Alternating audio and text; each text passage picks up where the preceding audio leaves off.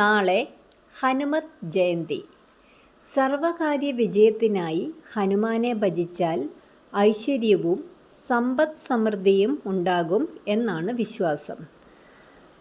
ഇത്തവണ ചൈത്രപൂർണിമ ദിവസമായ വ്യാഴാഴ്ചയാണ് ഹനുമത് ജയന്തിയായി ആഘോഷിക്കുന്നത്.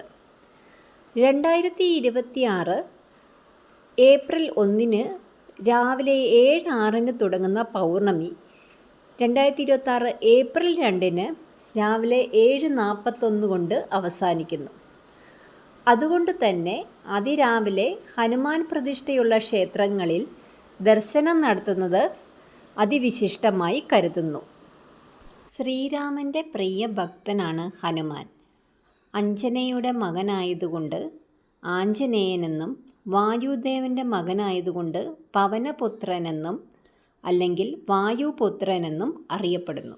ഹനുമത് ജയന്തി ദിനത്തിൽ അതിരാവിലെ പുണ്യസ്നാനം ചെയ്യണം എന്നാണ് പറയുന്നത്. ഈ ദിവസം ഹനുമാൻ ചാലിസയും ഹനുമാൻ ധ്യാനവും ചൊല്ലുന്നത് ശ്രേഷ്ഠമായി കരുതുന്നു. അന്നേ ദിവസം ഹനുമാന് വടമാലയും വെറ്റിലമാലയും സമർപ്പിക്കുന്നത് ഉത്തമമാണ്.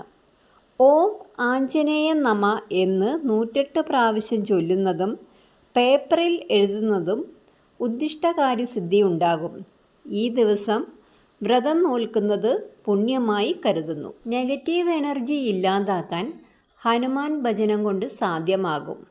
മാത്രമല്ല, രാമനാമം ജപിക്കുന്നിടത്ത് ഹനുമാൻ സാന്നിധ്യം ഉണ്ടാകും എന്നാണ് പഴയ തലമുറ നമുക്ക് പറഞ്ഞു തന്നിട്ടുള്ളത്.